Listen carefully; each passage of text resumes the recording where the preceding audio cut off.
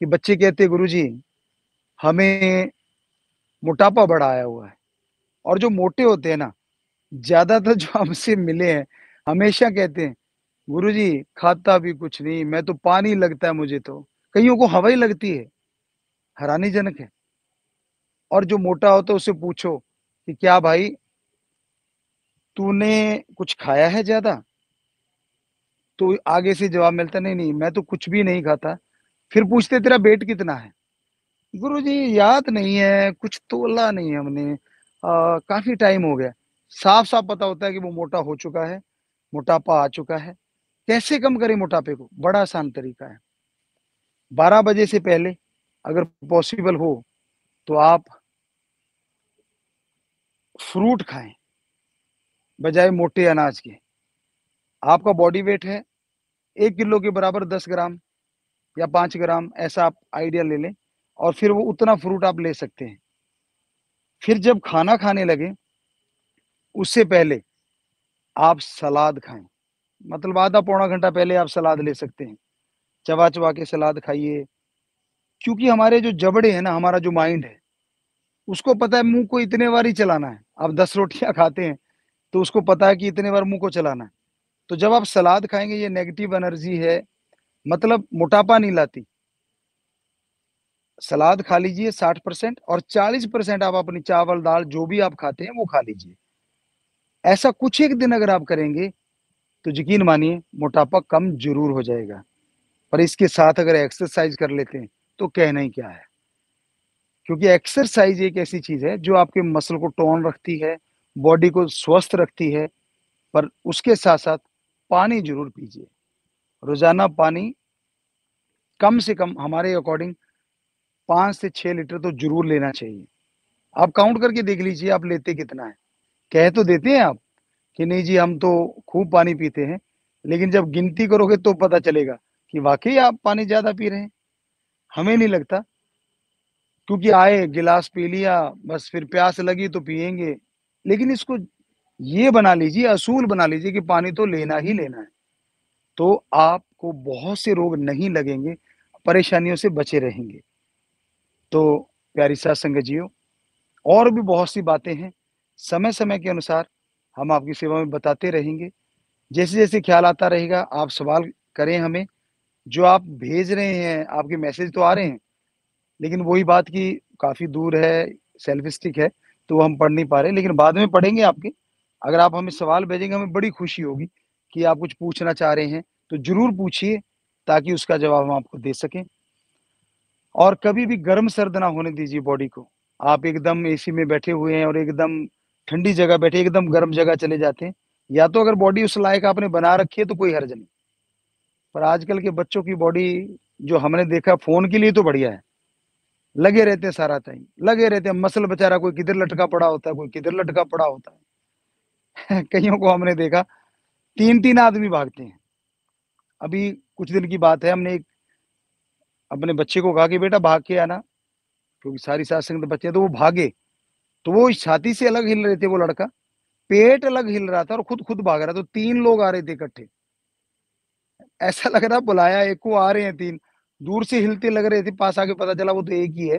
सामान ही इतना बढ़ चुका है कि 3 के बराबर हो चुका है।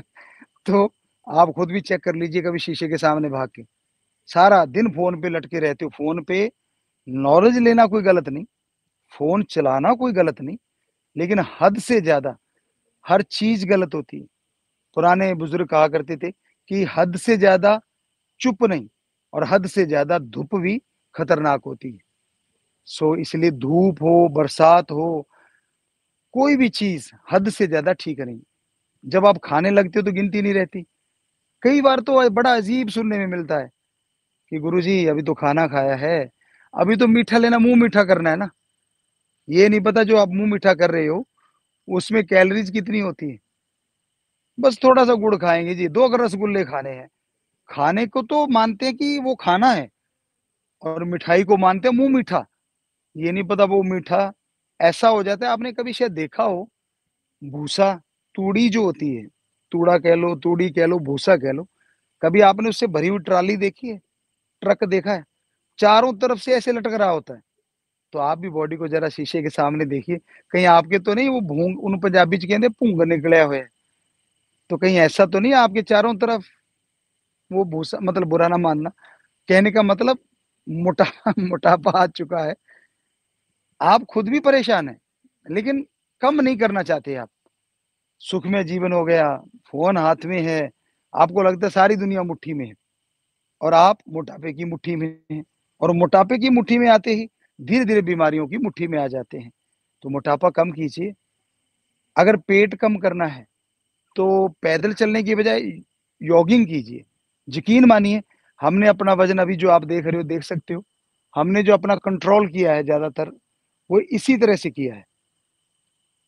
बहुत वज़न कम किया है कि हम जॉगिंग करते थे, लगभग 13 से 15 किलोमीटर।